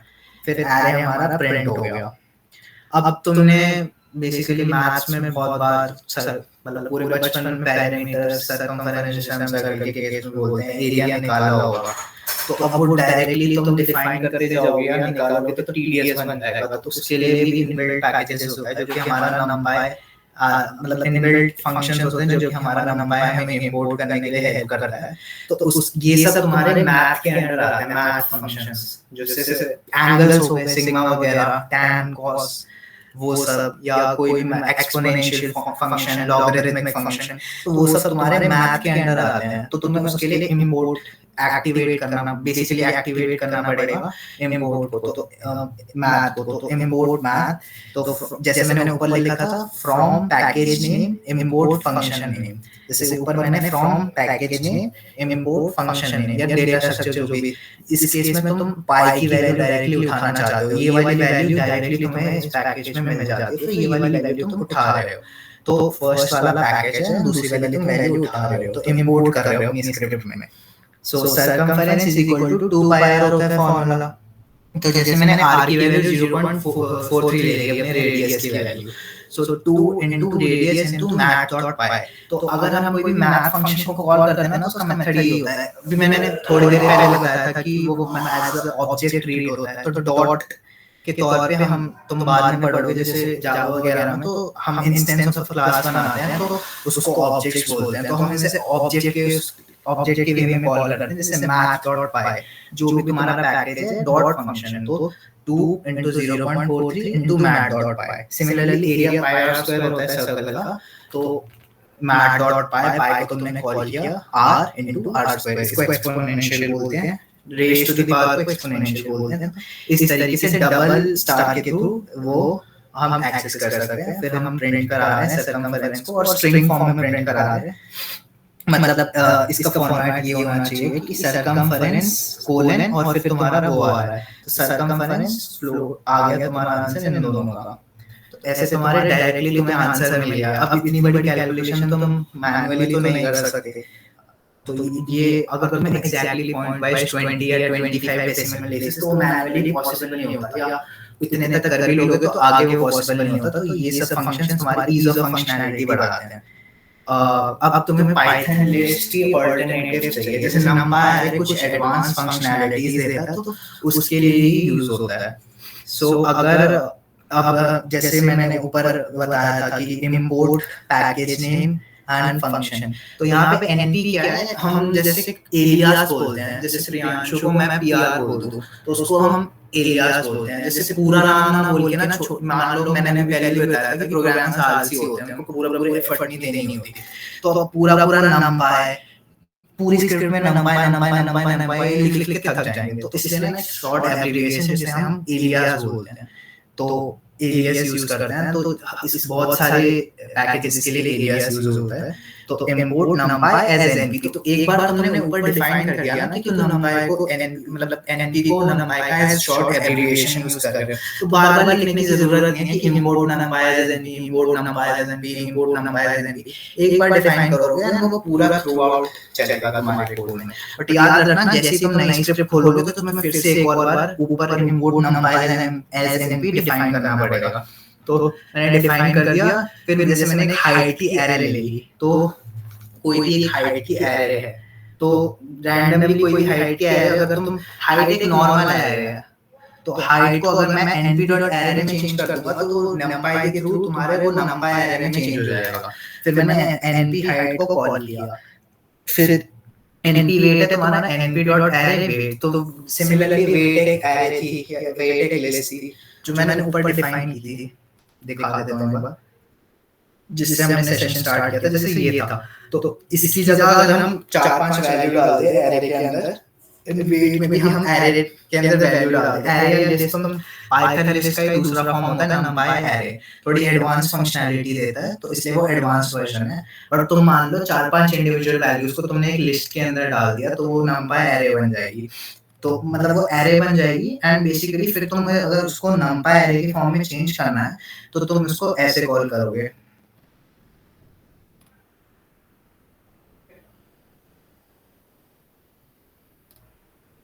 देखो np.array, तो np मैंने एलियास ऊपर बताया था, तो np.array height मतलब जो नॉर्मल तुम्हारी हाइट की एरे थी उसको तुम numpy array में चेंज करोगे, फिर तुम इस वेरिएबल में असाइन कर रहे हो, तो जब प्रिंट करोगे तो उसकी वैल्यू आ जाएगी। सिमिलरली np.array weight, तो जो वेट वाली एरे है वो numpy array में चेंज करके फिर उसको कॉल कर रहे हैं। फिर नॉर्मल जो bmi मैंने स्टार्टिंग ऑफ द सेशन बताया था, वेट अपॉन हाइट का स्क्वायर, तो ये जो है ये numpy weight array upon numpy height array raised to the power 2, and फिर BMI को कॉल करोगे तो आंसर आ रहा है 21.441278 जो भी है। तो सिमिलरली तुम ऊपर देखोगे तो ऐसा ही आंसर आ रहा था थोड़ा बहुत, देखो 2.44, तो ज्यादा डिफरेंस नहीं आया, बट numpy array थोड़ा सा एक्यूरेट और दे देता है रिजल्ट। इस फॉर्म में तुम चेंज कर सकते हो। सो ये अभी तक के लिए इतना है, एंड अभी इतना नोट कर लो, फिर लास्ट वाला पार्ट में अगले उसमें बता मतलब लिखने के बाद बताता हूँ नेक्स्ट बार। भैया आप एरे और लिस्ट में ये डिफरेंस बताओगे ना कि उसमें डेटा टाइप सेम होता है और उसमें डिफरेंट भी चल सकता है लिस्ट में? हाँ, मतलब एरे एक कॉन्टिग्यूअस होता है, ठीक है। कॉन्टिग्यूअस मतलब जैसे तूने एक एड्रेस लोकेशन पे शेयर होता है, जैसे 100 पे तेरी पहली वैल्यू है, तो जो दूसरी वैल्यू होगी ना वो 101 पे होगी, ये नहीं कि 105 पे हो रही है। ये मैं मेमोरी एड्रेस की बात कर रहा हूँ, ठीक है।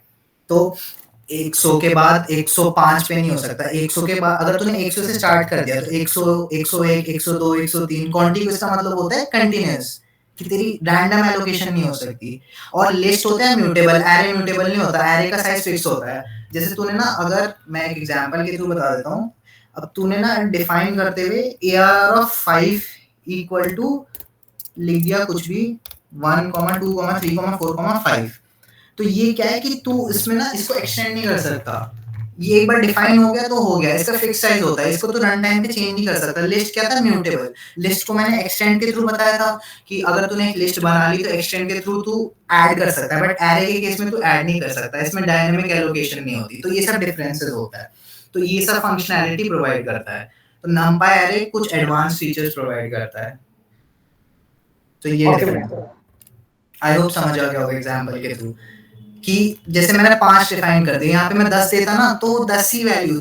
ये नहीं कि जैसे लिस्ट के केस में मैंने समझाया था कि तू भूल गया कोई वैल्यू तो तेरे को बाद में ऐड करनी है, तो तू कर सकता है एक्सटेंड के थ्रू, बट एरे में ऐसा नहीं है। एरे में तू भूल गया तो भूल गया, तेरी मेमोरी, क्योंकि ये डायरेक्टली मेमोरी लोकेशन से वो होता है, तो एक मेमोरी तेरे को फिक्स मेमोरी मिलती है। तो एक बार तूने एलोकेट कर दिया ना, तो इसमें एक ही बार प्रोग्राम की स्टार्टिंग में स्टैटिक एलोकेशन होता है, डायनामिक एलोकेशन नहीं होता। तो ये सब डिफरेंसेस होते हैं एरे में।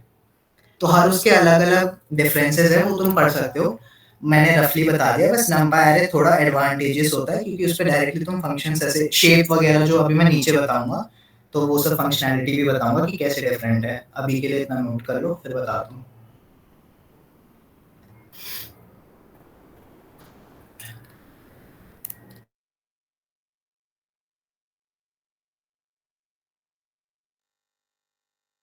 भैया ये जो आपने एक 2 लाइन, सबसे पहले इंपोर्ट नंपाई डॉट एरे वाली लाइन लिखी हो और एक ये वाली, इन दोनों में डिफरेंस क्या है? क्या कह रहा है? एक तो आपने ये वाली लाइन लिखी है इंपोर्ट नंपाई डॉट एरे, फिर एरे का जो वो है टाइप वो लिखा हुआ है, उसके बाद फिर ये सेकंड वाली लाइन में जो फ्रॉम नंपाई इंपोर्ट एरे फिर एरे, वो मैंने बोला ऑल्टरनेटिव ऑल्टरनेटिव सेम ही है। हाँ, उसको तू वैसे भी डिफाइन कर सकता है, वैसे भी। ये मैंने नीचे ना, ये एक्चुअली जनरलाइज्ड वे होता है। From package name import function name, या तेरा जो भी तेरे को इंपोर्ट करना है डेटा स्ट्रक्चर, ठीक है। तो फ्रॉम जैसे मैथ, नीचे देख, from math package name import pi की वैल्यू चाहिए थी, तो ये तुम्हारा फॉर्मेट होता है, ठीक है। ऑल्टरनेटिव ही है उसका।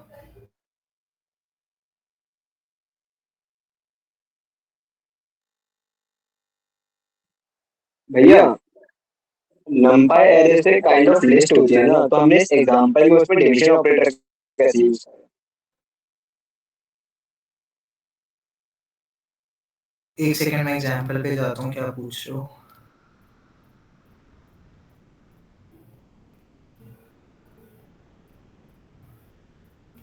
ये वाला कह रहे हो? हाँ जी। देखो ना, मतलब जैसे तुमने ऊपर लिस्ट को डिफाइन किया था, तो लिस्ट अपॉन लिस्ट था, सेम डेटा टाइप्स के ऊपर नीचे वेट और हाइट की लिस्ट ली थी ना। यूनिफॉर्मिटी समझते हो कि जो ऊपर पॉसिबल होता है। हाँ, मतलब अगर तुम्हारे ऊपर नीचे वैल्यू सेम है ना, तो उसके थ्रू कंपेयर हो रहा है। ये नहीं कि तुमने एक नंपाई एरे को नॉर्मल एरे से कंपेयर कर रहे हो, नॉर्मल लिस्ट से कंपेयर कर रहे हो, समझ रहे हो। ये अगर यूनिफॉर्मिटी है ना, तो तुम दोनों को कंपेयर कर सकते हो। एंड अगर यूनिफॉर्म नहीं है देन तो वो मतलब एरर देता है। वो तुम कर नहीं सकते ना, दोनों को यूनिफॉर्म बनाना पड़ेगा तुम्हें। अच्छा ठीक है। तभी डिवीजन पॉसिबल हो रहा है, वरना डिवीजन पॉसिबल नहीं होता। ये चीज होती है ना कि मतलब लिस्ट अपॉन लिस्ट, या वो तुम दोनों को कंपेयर कर सकते हो। अब तुम किसी एक को नंपाई एरे बना दोगे, किसी एक को नॉर्मल लिस्ट या एरे बना दोगे, तो वो कंपेयर नहीं हो सकता, ठीक है। ठीक ठीक।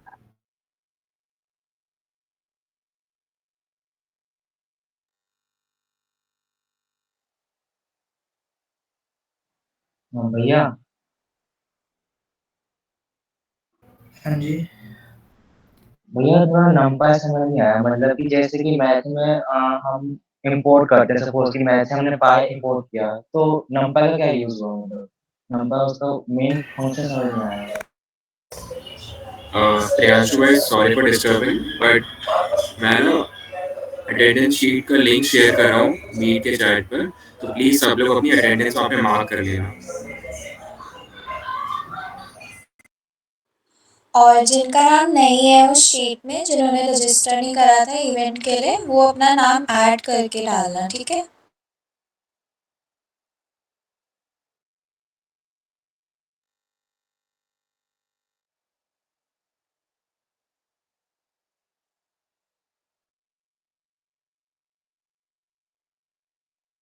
हाँ, किसका क्वेश्चन था?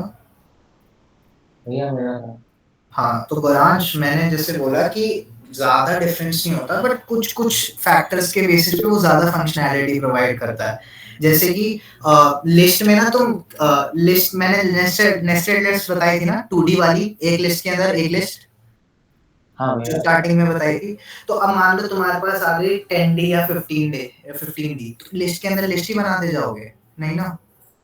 तो उसके लिए तुम्हारा बेसिकली नंपाई होता है। मल्टी डायमेंशनल एरेज जो होते हैं ना, जैसे 2D 3D मैट्रिसेस वगैरह, वो सब इजीली नंपाई के थ्रू बन जाते हैं। लिस्ट के थ्रू तुम कितनी बार मैनुअली वो स्क्वायर ब्रैकेट्स लगाते जाओगे, फिर वो मैचिंग भी दिक्कत आती है कि एक स्क्वायर ब्रैकेट खोला तो दूसरा स्क्वायर ब्रैकेट, तो ये ईज ऑफ फंक्शनैलिटी देता है।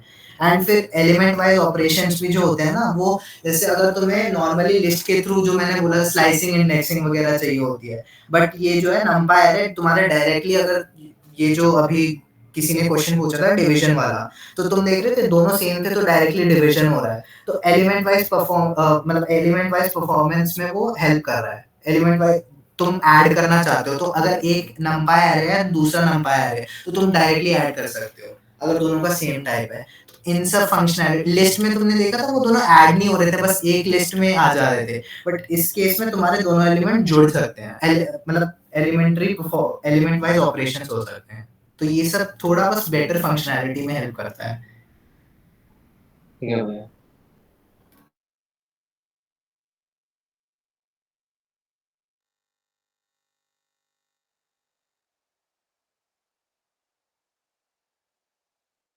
हाँ भैया, यहाँ पे आपने 2 बार numpy हाइट क्यों लिखा है और numpy वेट और BMI?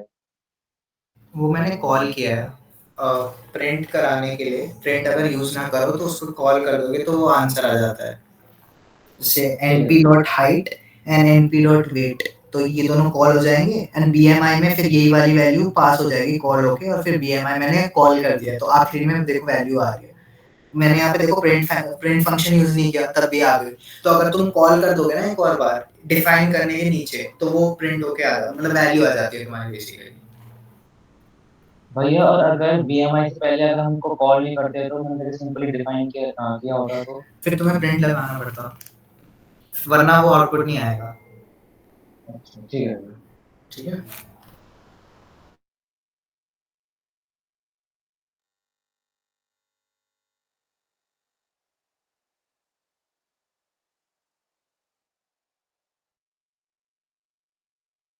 कुनी का क्वेश्चन नहीं समझ आया, तुम्हारा क्या कहना चाह रहे हो?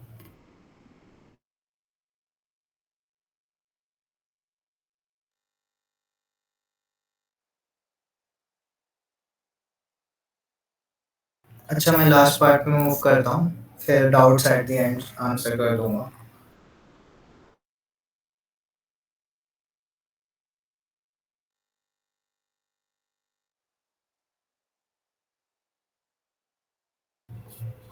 अब देखो जैसे तुमने बेसबॉल में मैंने एक नॉर्मली एरे एग्जांपल, ये जो ऊपर मैंने समझाया था, ये सारा मैं एग्जांपल के थ्रू एक्सप्लेन करना चाहता हूँ। और नॉर्मल जो मैंने टाइप फंक्शन ऊपर नॉर्मल वेरिएबल्स पे लगाए थे, वो इन 2D एरे या एन एरे, एन मतलब एन डायमेंशन एरे पे कैसे लगा सकते हैं वो दिखाता हूँ। तो मैंने एक रैंडम एरे ले लिया बेसबॉल 180 215 ये सब वैल्यूज ले ली, एंड फिर जो मैंने भी बोला था np, एक बार तुम ऊपर इंपोर्ट numpy as np कर सकते हो, तो बार बार लिखने की जरूरत नहीं है। बस चेंज करने के लिए np.array के अंदर तुम बेसबॉल मतलब वो एरे नेम पास कर दिया तुमने, एंड उसको np बेसबॉल में तुमने स्टोर कर दिया एज अ वेरिएबल। फिर अगर तुम टाइप चेक करोगे ये numpy एरे बन गया। तो देखो मैंने पहले भी बोला था कि ऑब्जेक्ट्स के टाइप मतलब ऑब्जेक्ट्स मान के चलते हैं, तो देखो इसका वही आया numpy.nd एरे। एनडी एरे मतलब एन डायमेंशन, ये एन तुम्हारा बताता है डायमेंशंस। एन तो यही जो अभी किसी ने डाउट पूछा था कि लिस्ट और एरे में ये क्या डिफरेंस है, तो लिस्ट में तुम बहुत ही कॉम्प्लेक्सिटी बढ़ जाएगी अगर तुम्हारे डायमेंशंस बढ़ते जाएंगे, मैट्रिसेस वगैरह बाद में पढ़ोगे तो उसमें तुम्हारी कॉम्प्लेक्सिटी बढ़ जाती है। तो वो वाली ईज ऑफ फंक्शनैलिटी तुम्हारे एन एरे के साथ डील करने के लिए तुम्हारे नंपाई ईज ऑफ फंक्शनैलिटी देता है। एक और एग्जांपल, हाइट इन इंचेस जो है 168 170 185 190 ऐसे करके डिफाइन कर रखा है। फिर इसको मैंने चेंज किया numpy.array में चेंज किया। फिर अभी जो किसी ने क्वेश्चन पूछा था अगर मैं कॉल ना करूँ तो क्या होएगा, तो देखो मैंने इधर कॉल नहीं किया, मैंने यहाँ प्रिंट फंक्शन यूज किया। तो देखो तुम्हारा np.heightin मैंने प्रिंट कराया, तो जो एज इट इज जो था ये चेंज होके तुम्हारा प्रिंट होके आया। फिर np.height में मैंने np.height अंडरस्कोर इन को 0.0254 से मल्टीप्लाई किया, फिर प्रिंट किया, तो दोबारा तुम्हारी दोनों लिस्ट प्रिंट होके आ गई। तो प्रिंट यूज नहीं करोगे और अगर कॉल भी नहीं करोगे तो तुम्हारा आउटपुट नहीं आएगा। अच्छा, अब तुम्हारा मैट्रिसेस वगैरह पढ़ा होगा या नहीं मतलब बाद में पढ़ोगे, तो उसमें तुम्हें या एरेज में ना डायमेंशंस होती है, तो यहाँ पे जो फर्स्ट वो होता है तो उसको हम रोज मान के चलते हैं, दूसरा जो होता है उसको हम कॉलम मान के चलते हैं। तो बेसिकली इसमें तुम्हारे ये रोज की तरह ट्रीट होंगे, ये वाली मतलब राइट लेफ्ट टू राइट जाते हैं तुम्हारे रोज एंड टॉप टू बॉटम तुम्हारे कॉलम जाते हैं। तो अगर तुम्हें जानना है कि तुम्हारे कितने कॉलम्स थे या कितने रो थे तुम्हारी ओरिजिनल उसमें, तो तुम इसके थ्रू चेक कर सकते हो। तो जैसे ये इन 5 को तुम एक रो समझो, क्योंकि एक ही लाइन में डिफाइन हो रखे हैं, तो एक एरे के एलिमेंट्स एक लाइन में आएंगे, तो एक रो। फिर ये रही तुम्हारी दूसरी रो, तो तुम्हारा अब तुम np2d डॉट शेप करोगे तो तुम्हारे number of rows and columns आ जाएंगे। तो जैसे मैंने बोला एक एरे इज मतलब एक एरे तुम्हारी एक रो बन जाएगी, दूसरी एरे तुम्हारी दूसरी रो बन जाएगी।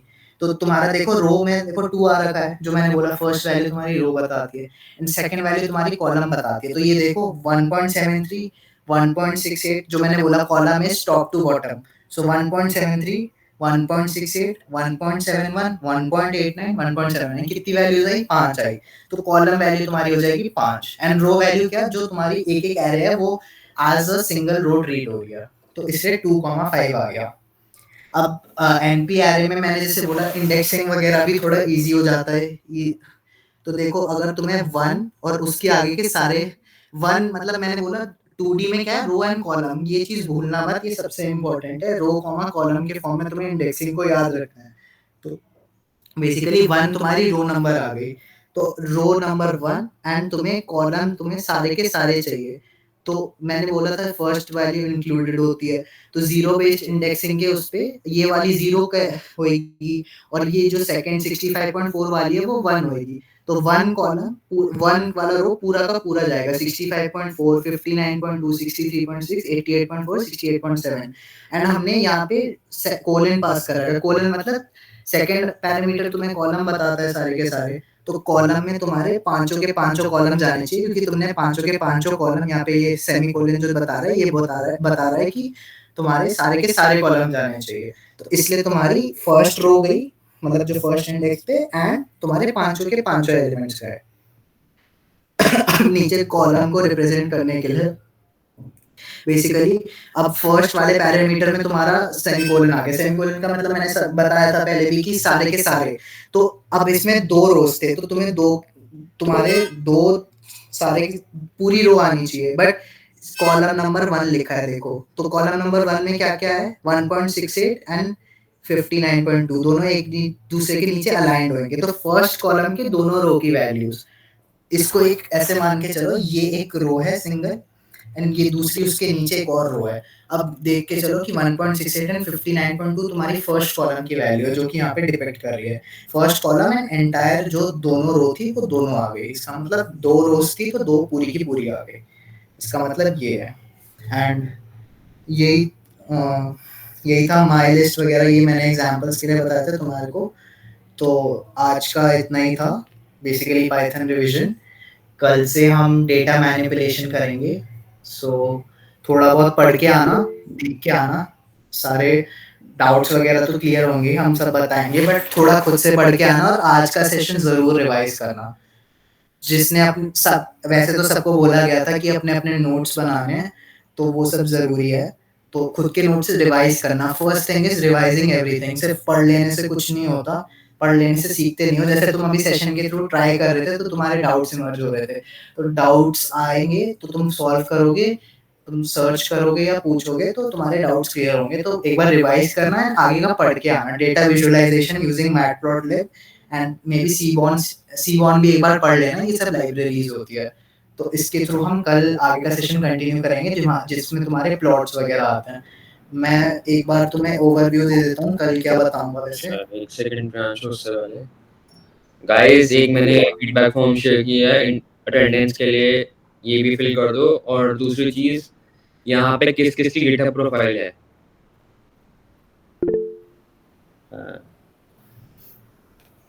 जिनकी नहीं है होमवर्क समझो कि ना तुम्हें कल तक अपनी गिटहब प्रोफाइल क्रिएट करनी है, एक लिंक्डइन प्रोफाइल क्रिएट करनी है मैं ग्रुप पर एक मैसेज अपेंड करूंगा, सब उस पर ना अपनी गिटहब या एक काम करो, जहाँ पे अटेंडेंस लगा दो जिसकी ऑलरेडी है, अपनी गिटहब प्रोफाइल डाल दो उसमें, और कल जो कल बना लेंगे वो कल वहाँ पे डाल देंगे, बट कंपल्सरी सबके लिए ये बनाना, क्योंकि आगे जो डे 3 और 4 में काम करेंगे उसके लिए गिटहब प्रोफाइल नेसेसरी है। तो सब अपनी एक गिटहब प्रोफाइल बना के रख लो, ठीक है? अगर आयुष कोई कुछ कह रहा था? हाँ सूरज, ये गूगल कोलैब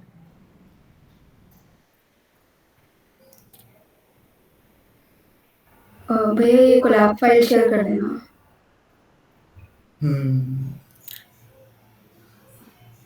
वैसे तुम लोगों ने कोड कहाँ पे लिखा है आज का? कोलैब पे। VS कोड है। हाँ मतलब VS कोड वगैरह कोलैब की फाइल तो शेयर हो जाएगी, बट आई वुड रिकमेंड तुम खुद साथ साथ कोड करते रहो, जिससे कि तुम्हें सीखने को मिलेगा।